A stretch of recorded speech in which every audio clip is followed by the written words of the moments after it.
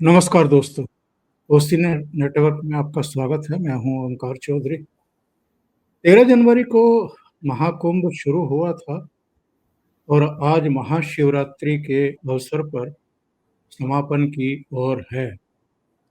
और इन करीब-करीब डेढ़ महीने में करीब 64-65 करोड़ लोगों ने, सनातनियों ने आस्था की पावन डुबकी लगाई है।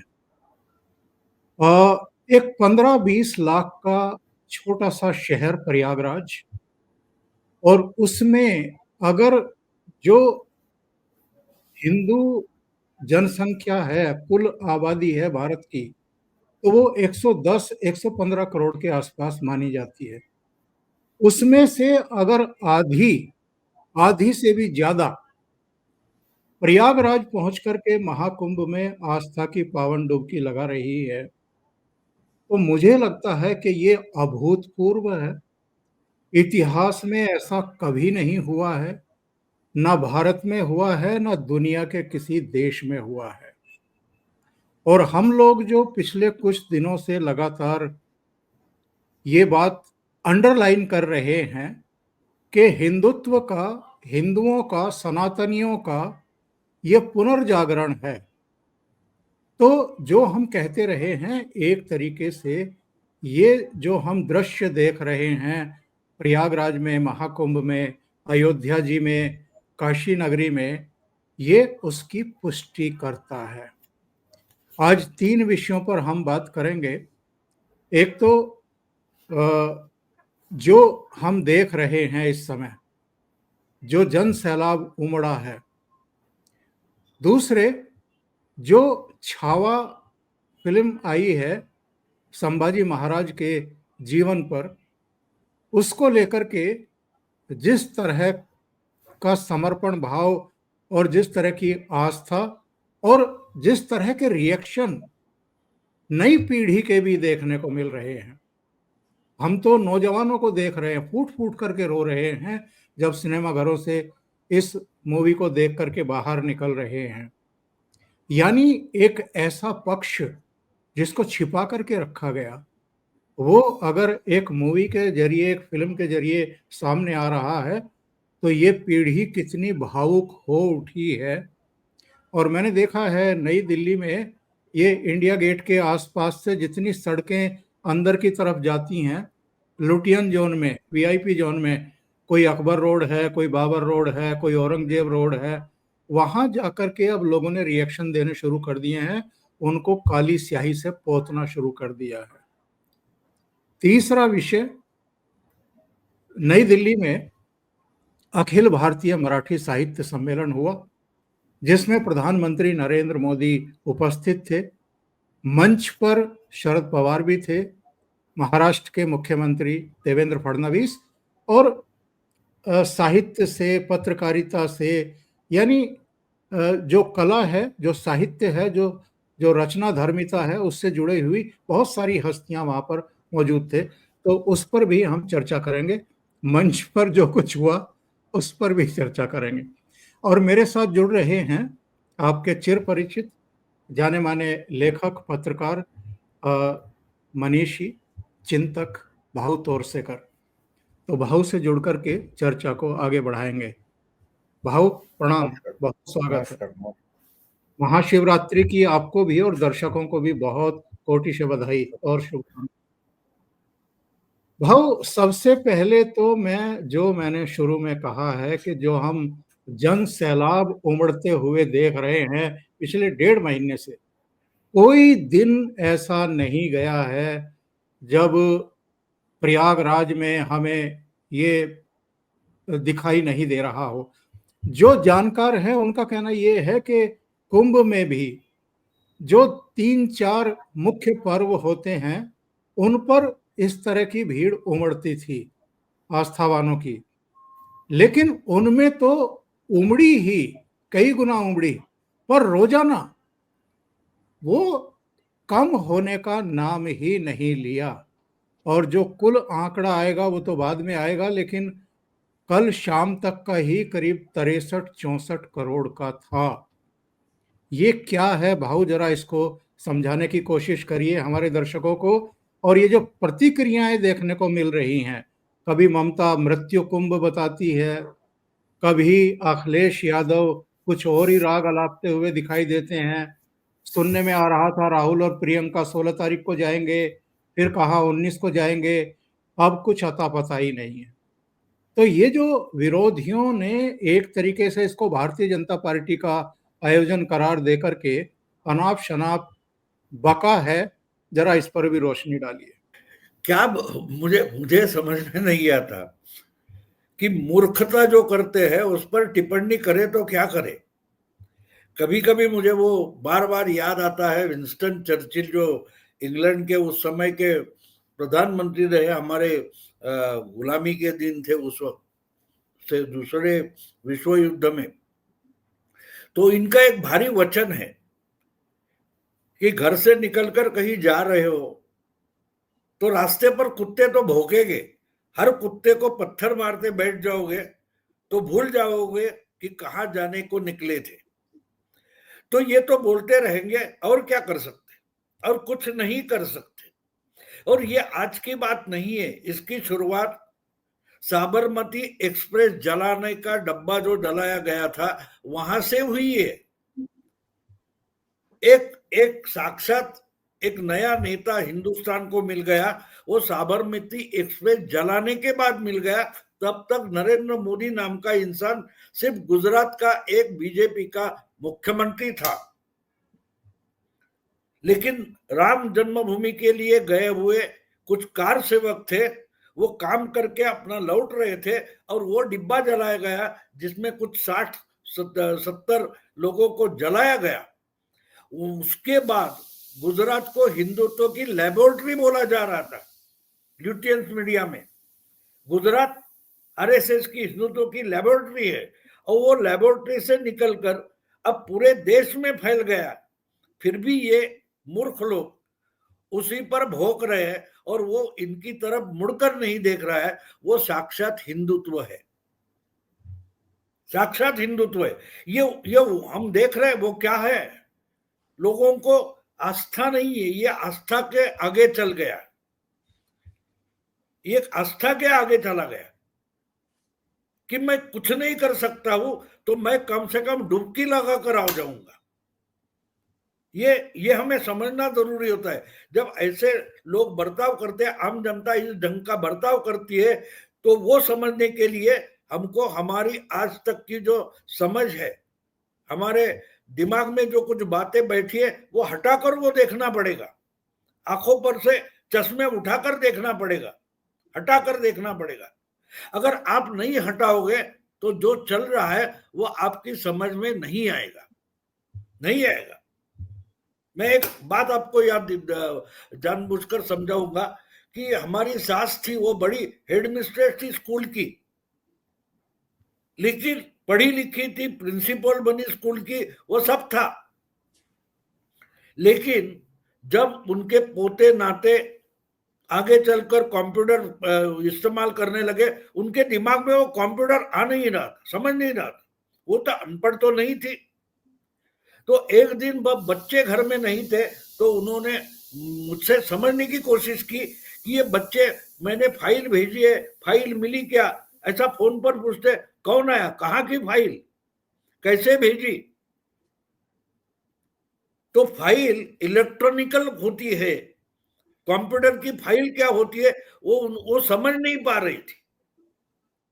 तो मैंने उनको मेरे तरीके से समझाने की कोशिश की कि फाइल भेजी, इसका मतलब यहाँ एक क्लिक किया है, वो उधर कई जगह कॉपी हो गया सर्वर पर, और सर्वर पर पड़ा रहेगा लेकिन दिखेगा दूसरे कंप्यूटर पर।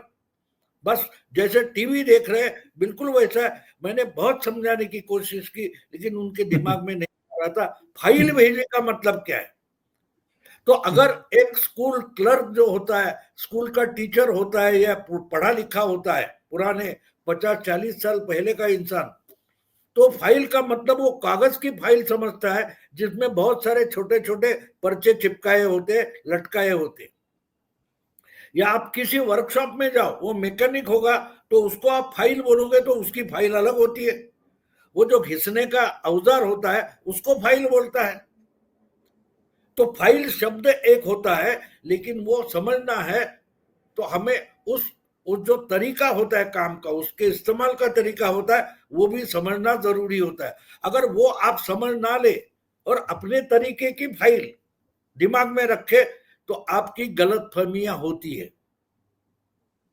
तो ये जो लोग बोल रहे हैं ना, ये नहीं समझ पा रहे कि ये जिस पॉलिटिकल थियोरी पर काम करते रहे, सालों से काम करते आए, पीढ़ियों से काम करते आए, वो पॉलिटिकल थियोरी आउटडेटेड हो गई है। इनको लगता है कि भाजपा के खिलाफ है, हिंदुत्व के खिलाफ है, क्योंकि भाजपा हिंदू मुस्लिमों के खिलाफ है, ये इनकी एक समझ है। लेकिन ये एक बात नहीं समझ रहे कि भैया जर्मनी में तो कोई आरएसएस है नहीं, वहां के लोग भी जिहाद और इस्लाम के खिलाफ क्यों बोल रहे हैं? दुनिया भर के बहुत सारे लोग जो आज भी ईसाई हो सकते हैं या जू हो सकते हैं, वो आकर डुबकी मार रहे हैं। तो क्या हो गया, क्या क्यों डुबकी मार रहे हैं? एक सोच है, ये एक इस्लाम क्रिश्चियनिटी ऐसा एक रिलीजन का मामला नहीं है, ये अध्यात्म का, स्पिरिचुअलिटी का मामला है। अब बीजेपी अगर मैंने देखा योगी बाबा बढ़िया बात बोल रहे थे कि कुंभ का आयोजन हमने नहीं किया है, हम सिर्फ व्यवस्था देख रहे हैं। हिंदू समाज ने इसका आयोजन किया है, हम सेवक के रूप में वहां है। अब ये समझने के लिए आपके आंखों पर चढ़े चश्मे हटाने पड़ेंगे, और तब जाके आप ना बोले तो कोई फर्क नहीं पड़ता। आप ना बोले कि कोरोना है ही नहीं, बाढ़ आई नहीं, सुनामी आई नहीं, ये बोलते रहो। आप जो भी बोलते रहो, इसके लिए आने वाली सुनामी, बाढ़ रुकती नहीं है। सच्चाई बिल्कुल वैसी होती है, सच्चाई बिल्कुल वैसी होती है, वो थियरी सी नहीं चलती, वो नैसर्गिकता होती है। बिल्कुल हिंदुत्व एक नैसर्गिक बात है, और ये अगर ये नहीं समझ पा रहे तो उसके परिणाम उनको भुगतने पड़ेगी। आयन रैंड नाम की एक बड़ी अंग्रेजी बुद्धिमान लेखिका है, उसका एक वचन मुझे बहुत पसंद है। वो कहती है, आप सच्चाई नकार सकते हैं, लेकिन उस सच्चाई के दुष्परिणाम आपको भुगतने ही पड़ेंगे। तो भुगतेंगे, पिछले 10-12 साल से भुगत रहे, लेकिन समझ नहीं पा रहे। आइंस्टाइन कहता है कि वही गलती बार बार करते रहो और प्रतीक्षा करो कि कोई अलग परिणाम आएगा। अरे कैसे आएगा भैया, गलती तो सुधारनी पड़ेगी ना। तो अखिलेश हो या ममता हो या राहुल वगैरह कोई हो, वो अगर गलतियां करते बैठेंगे तो बार बार परीक्षा में नापासी हो जाएंगे, अनुत्तीर्ण हो जाएंगे। इससे और कुछ उनका होने वाला नहीं। हाँ, लेकिन एक है, मुझे जाते जाते थोड़ा लाइट करने के लिए बोल दूंगा, मुझे गोविंदा की फिल्म का गाना याद आता है, मैं तो रास्ते से जा रहा था, मैं तो भेलपुरी खा रहा था, तुझे मिर्ची लगी तो मैं क्या करूं। देश के 50-60 करोड़ लोग गोविंदा का गाना गुनगुनाते हो गए, अरे मैं तो कुंभ जा रहा था, तुझे मिर्ची लगी तो मैं क्या करूं।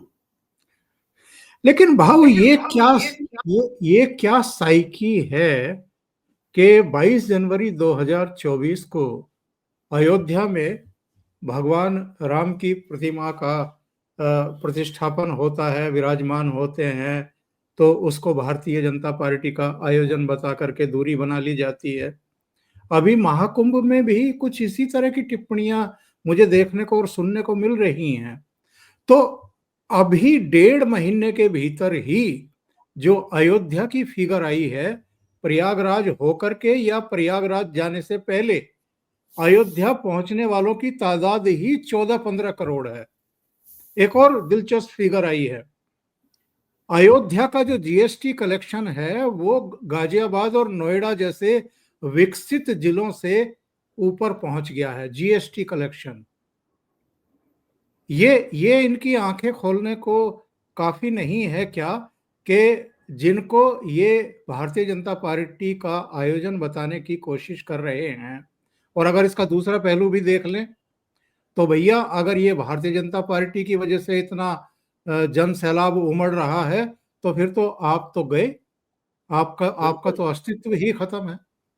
क्योंकि लोकसभा में बीजेपी को 20-22 करोड़ मिले थे, आप बोल रहे हो कि 60 करोड़ मिलने वाले हैं, तो चुनाव की भी जरूरत रहती नहीं। ये गधे नहीं समझ रहे। देखो, आंखें उनकी खोलना तो खुली हो सकती है जिनकी आंखें होती है। ये दिमाग से अंधे हो गए, तो इनकी आंखें खुली रहेगी। दिखाई दे रहा है, वो आंखों से सिग्नल दिमाग के पास पहुंचेगा, भेजे के पास पहुंचेगा, ब्रेन के पास पहुंचेगा। लेकिन अगर ब्रेन डेड है तो दिखने से मतलब क्या होता है? आंखें खुली रहने से कुछ नहीं होता। आंख आंख सब कुछ दिखाती है, लेकिन उसके मायने समझने के लिए दिमाग का काम करना जरूरी होता है।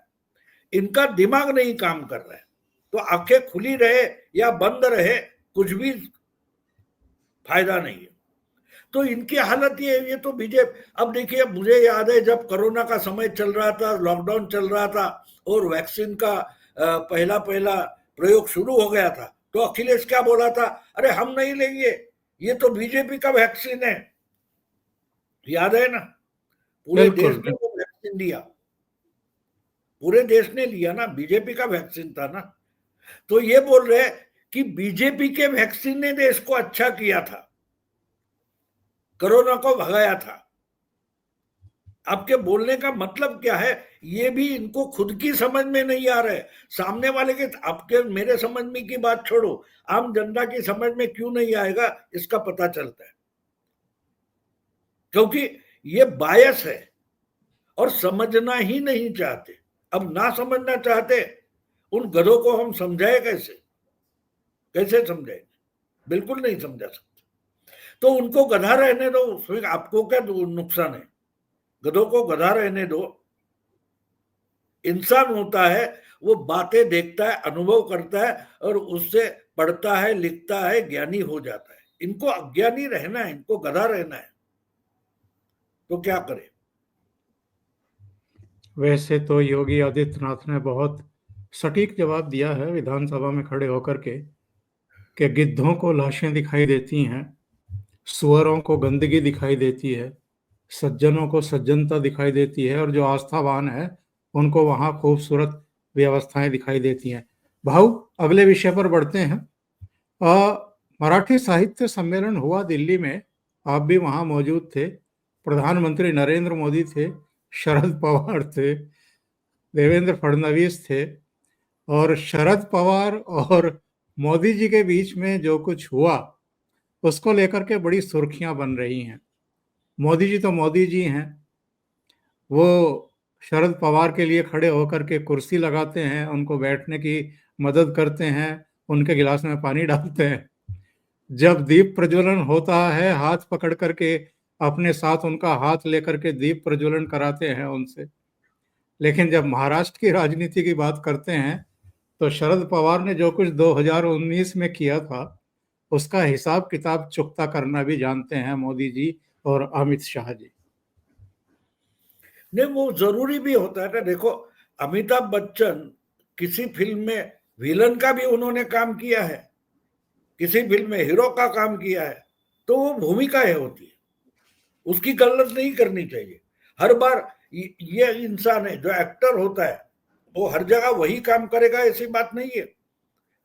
देखो, जहर भी जिसको हम बोलते हैं, कभी कभी जहर भी दवाई का काम करता है ना।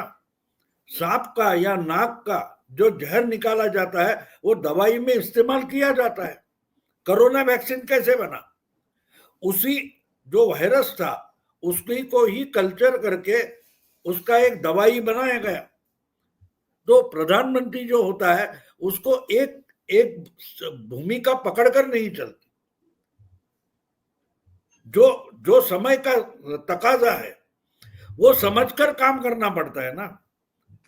कि जब मैं प्रधानमंत्री हूं, देश के लिए हित का काम करूंगा, लेकिन मैं ही पार्टी का टॉप मोस्ट लीडर हूं, तो पार्टी के हित का भी काम करूंगा। अब इनकी पार्टी के लिए शरद पवार तो नहीं काम करेंगे, वो तो मोदी को करना पड़ेगा। और सरकार, प्रधानमंत्री हो, मुख्यमंत्री हो, तो वो जनता के लिए काम करता है। लेकिन अगर वो पार्टी का कार्यकर्ता है, अब किसी सरकार का जो चीफ सेक्रेटरी है वो पार्टी का काम नहीं करता, वो सिर्फ प्रशासकीय काम करता है, एडमिनिस्ट्रेटिव काम करता है। लेकिन प्रधानमंत्री है वो साइमल्टेनियसली प्रशासक भी होता है और पार्टी का वर्कर भी होता है, तो वो दो भूमिका में जाता है, तो उसको अलग काम करना। देखो एक बात है कि आर्मी में भी डॉक्टर होते हैं, जो जख्मी होता है उस पर इलाज भी करते हैं, गोली भी चलाते हैं, जख्मी भी करते हैं। तो ये समझना, अब ये ना समझे, उनको आजकल बुद्धिमान बोलते हैं कि अरे कुर्सी उठा कर दे दी, अरे गिलास में पानी बोतल खोल कर डाल दिया। अरे ये तो बुजुर्ग है, तो करना पड़ेगा ना, करना पड़ेगा। यही तो इनकी अकल कितनी कम है वो पता चलता है कि अर्जुन के लिए द्रोणाचार्य गुरु थे, लेकिन समय आया तो उन पर भी हथियार उठाया था। गुरु की जगह गुरु है, अपोनेंट की जगह अपोनेंट होता है। ये अगर ना समझे आप, तो ये आपका प्रॉब्लम है, ना मोदी का है ना शरद पवार का है। शरद पवार भी जानते कि ये सिर्फ दिखाने के लिए है, यहाँ का डेकोरम है। हाँ, जो डेकोरम समझते नहीं उनको बुद्धिजीवी बोला जाता है। यानी सामने बैठे वाले सब लिबरल है ये पता होकर भी जो भाषण मोदी जी ने किया, और ये जो मराठी बुद्धिजीवी बैठे थे वो उन पर चोंच मार रहे थे। इसीलिए तो ये सम्मेलन बहुत चलते हैं, फेस्टिवल बहुत होते हैं, लेकिन उसका थोड़ा भी किंचित भी परिणाम जनमानस पर होता नहीं है। और शरद पवार को आज चुनाव में पॉलिटिक्स में हार गए तो कैमरे के सामने बैठने के लिए ऐसे समारोह ढूंढने पड़ते हैं ना आयोजित। ये तो खुली बात थी कि दिल्ली में मराठी साहित्य सम्मेलन का पूरा आयोजन शरद पवार ने किया था, क्योंकि चुनाव तो हार गए, मुंह दिखाने के लिए कोई तो जगह चाहिए, इसलिए दिल्ली में बुलाया गया। तो कहने का मतलब ये है कि इस ढंग से मोदी जी किसके साथ बैठते हैं, क्या करते हैं, तो उस समय की जो मांग होती है, तकाजा होता है, उस स्वरूप में वो काम करते हैं। पर ये बताइए, ये समझाइए, अभी कुछ दिन पहले शरद पवार ने एकनाथ शिंदे को भी कोई पुरस्कार दिया है। उस पर जिन आप बुद्धिजीवियों की चर्चा कर रहे हैं, उनमें क्या संजय राउत को और उद्धव ठाकरे को भी शामिल करेंगे? और उनकी तरफ से जिस तरह की प्रतिक्रिया आई है वो तो अजीबोगरीब थी। अच्छा, अब यहाँ शरद पवार और प्रधानमंत्री एक साथ दिखाई दे रहे हैं, तो ये उद्धव ठाकरे और शरद पवार में ही कोई तारतम्य नहीं बैठ रहा है, या उद्धव ठाकरे और संजय राउत कुछ समझ ही नहीं पा रहे हैं? नहीं, ये देखो एक बात होती है, शरद पवार, मैंने बार बार आपके प्रोग्राम में 2-3 साल से मैं बोल रहा हूं कि शरद पवार का मतलब मराठी पॉलिटिक्स का बरमूडा ट्रायंगल है। उनके पास जाने वाले कहाँ गायब हो जाते। तो आज जो डुबकियां लगा रहे, पानी में बचकर कैसे निकले, डूब रहे हैं, तो डूब रहे तो कैसे बच सकते हैं इसकी चिंता में हाथ पैर मार रहे उद्धव ठाकरे। तो उनको समझ में नहीं आ रहा है कि वो बरमूडा ट्रायंगल पहुंच गए, अब यहां से वापस आने का कोई रास्ता होता नहीं है। तो उनको गुस्सा आएगा, लेकिन जब हम बोल रहे थे कि भैया ये तो बरमूडा ट्रायंगल है, तो क्यों गए उसके पास? हाँ, लेकिन एकनाथ शिंदे बिल्कुल समझदार है। पुरस्कार किसके हाथ से लिया वो उन्होंने बोल दिया कि ये दिखावा है। ये एकनाथ शिंदे ने भी बोल दिया कि शरद पवार, अगर शरद पवार के बारे में एकनाथ शिंदे ने बढ़िया बात बोल दी, उसके बाद वो तो ऐसा गूगली डालते कि बाजू में बैठा है उसको भी पता नहीं चलता। तो वो टॉन्टिंग कर रहे थे एकनाथ शिंदे, वो उद्धव ठाकरे को था, तुमको मुख्यमंत्री बनाया और डुबो दिया, तुमको पता तक नहीं कि तुम डूब गए हो, और वो डूबा रहे थे तो तुम उनसे ही हाथ मिला रहे थे। तो संजय राउत वगैरह क्या, उद्धव ठाकरे, ये कोई बुद्धिजीवी नहीं है। हाँ, बुद्धिहीन बोल सकते हो, जिनको अपने पर देखो, छोटा भी जीव होता है, छोटा भी जीव होता है, वो सर्वाइवल के लिए कोशिश करता है, और जब सर्वाइवल का टाइम होता है उस वक्त झगड़ा लड़ाई नहीं की जाती। ये आज सर्वाइवल के मोड पर है और बोलते हैं कि हम तो लड़ाई लड़ रहे हैं। अरे तुम जान बचाकर भाग रहे हो हर जगह से।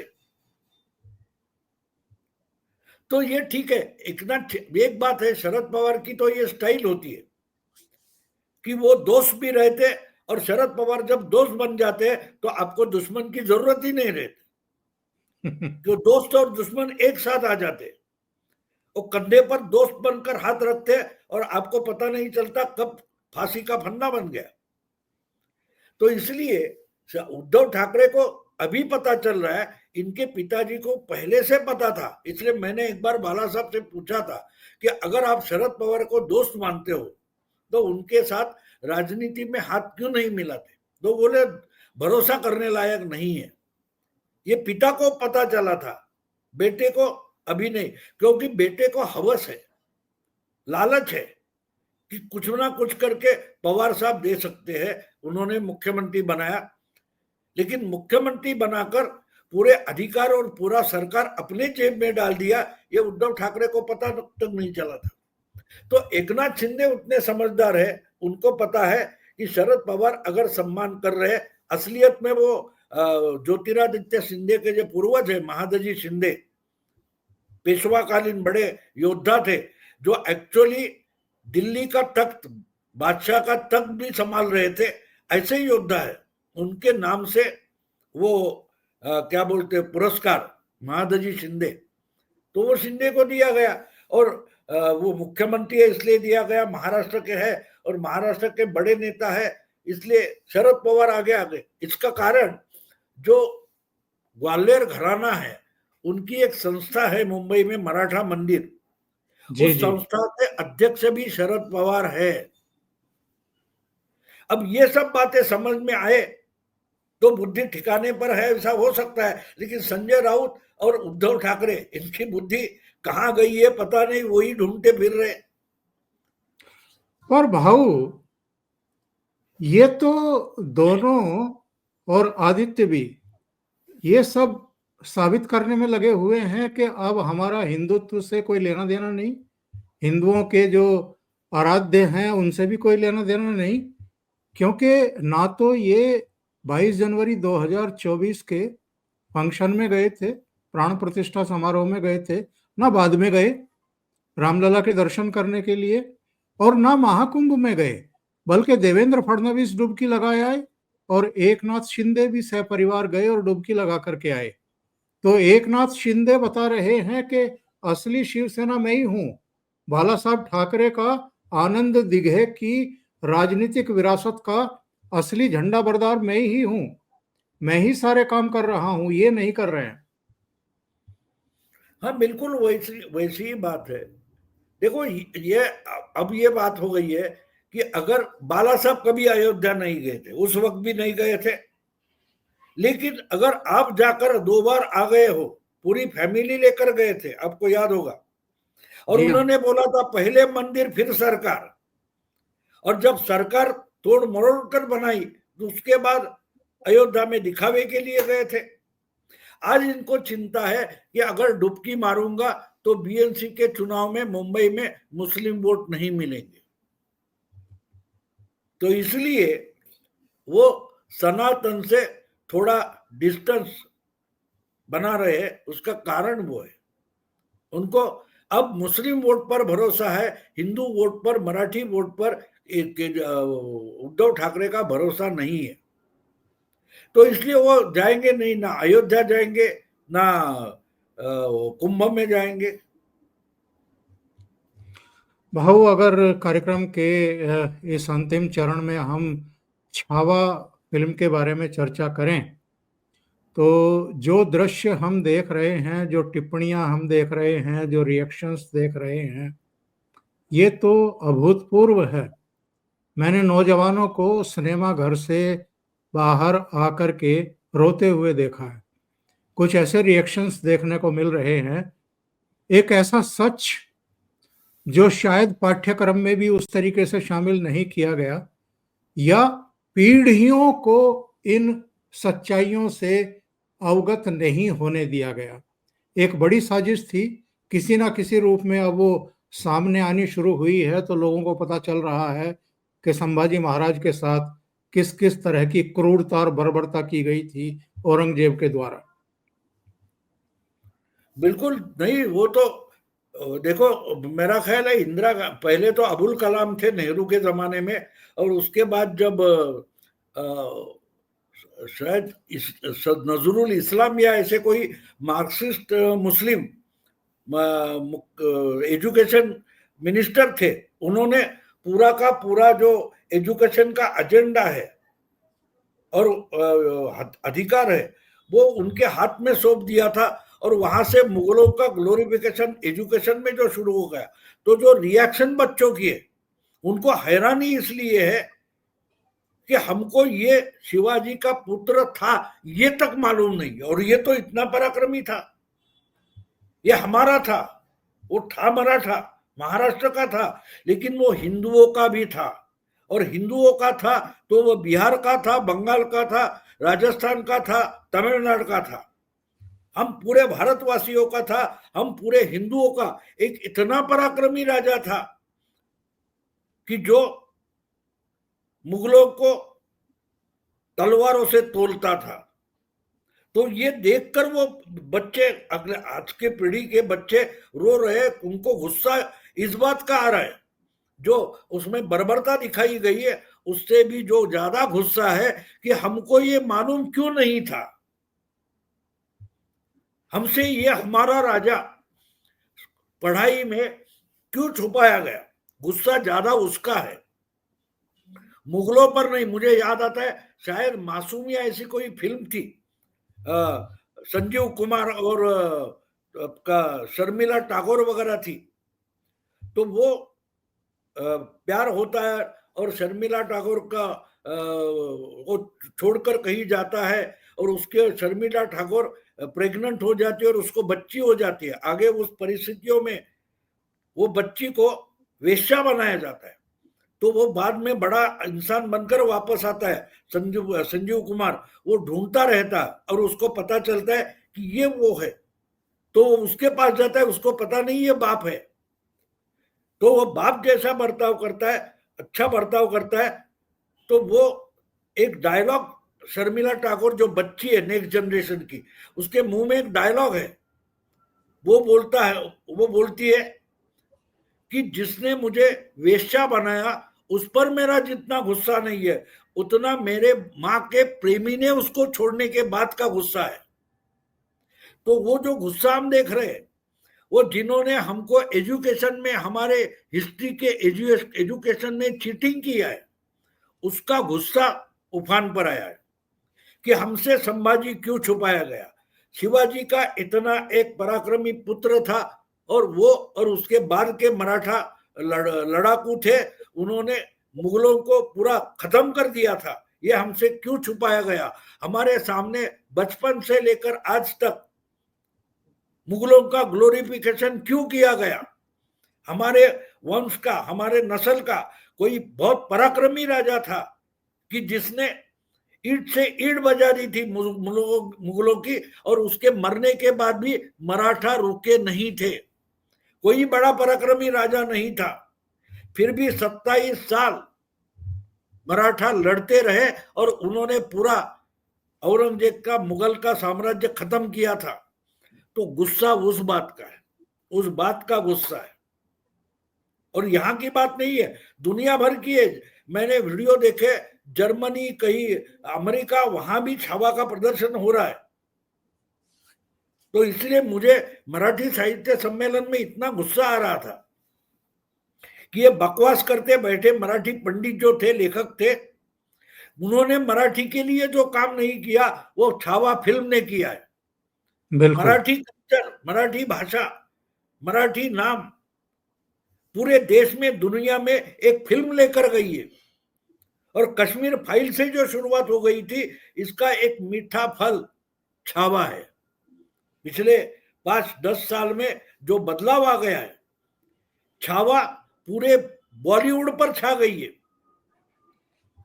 जो सनातन या हिंदुत्व को नीचा दिखाना चाहते थे, वो हर मीडिया को, पहले मीडिया खत्म हो गया, न्यूज पत्रकारिता खत्म कर दी, अब सनातन बॉलीवुड पर भी छा जाएगा। देखते रहो आप, राष्ट्रवाद बॉलीवुड पर छा जाएगा, ये समझना जरूरी है।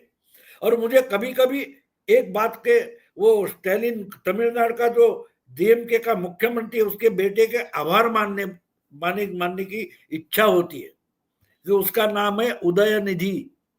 जी जी जी।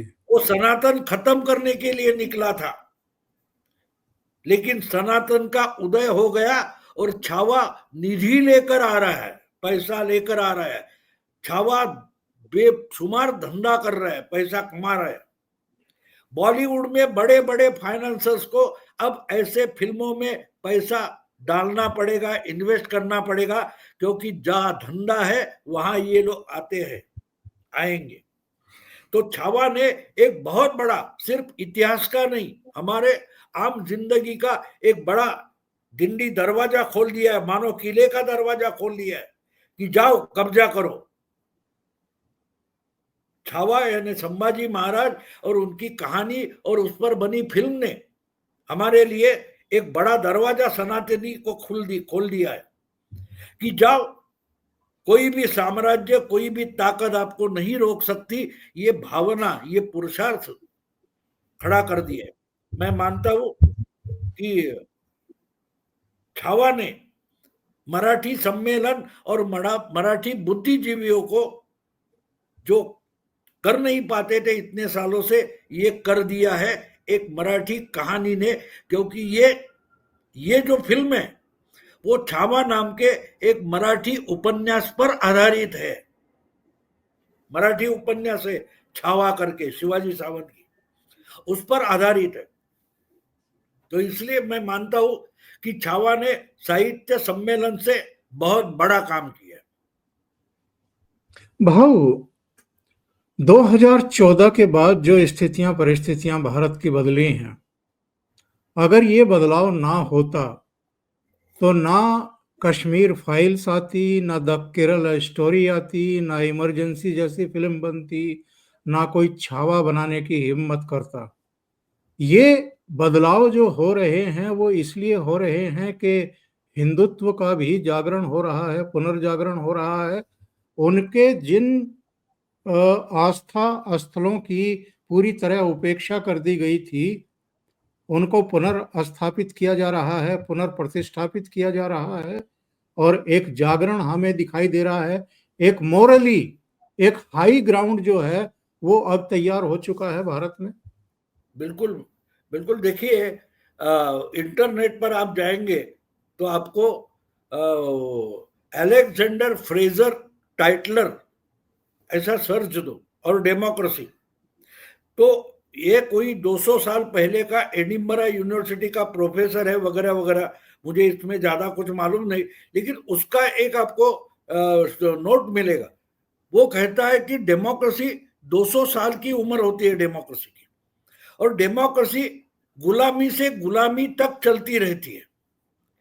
गुलामी से निकलने के लिए वो समाज स्पिरिचुअलिटी की तरफ जाता है, और स्पिरिचुअलिटी से, अध्यात्म से उसका उत्थान शुरू हो जाता है, वो पूरा विकसित हो जाता है। अब जब विकसित हो जाता है, संपन्नता आती है, तो लिथार्जी आती है, आलस आ जाता है।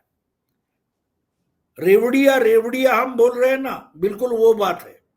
उसी रेवड़ियों से आज यूरोप का बंटाधार हो गया है, पूरा यूरोप बंटाधार हो गया है। और कल ही मैंने खबर पढ़ी है कि यूरोपियन यूनियन और उसके 27 देशों के यूरोपियन यूनियन के कमिश्नर्स एक साथ भारत में मोदी को मिलने आ रहे हैं, यूरोप का रिवाइवल करने के लिए। जिन्होंने 20 साल पहले मोदी का वीसा कैंसिल किया था, वो देश आज अपने को फिर से रिवाइवल करने के लिए मोदी के पैरों तले गिरने के लिए आ रहे। तो बात साफ है, ये सनातन का पुनरुत्थान है, और वो सिर्फ अखंड भारत के लिए नहीं होगा, पूरी दुनिया के लिए होगा। जगत गुरु या विश्व गुरु का मतलब ये मजाक उड़ा रहे, इनको अभी पता नहीं चला है। संभवामि युगे युगे,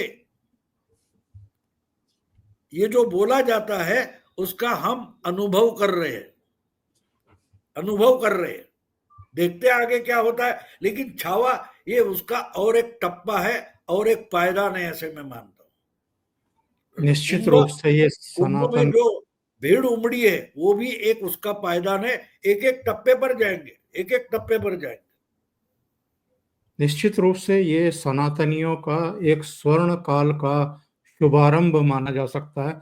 भाऊ, बहुत बहुत धन्यवाद, आपने ओशियन नेटवर्क के लिए इतना समय निकाला और बहुत ही महत्वपूर्ण मुद्दों पर चर्चा की।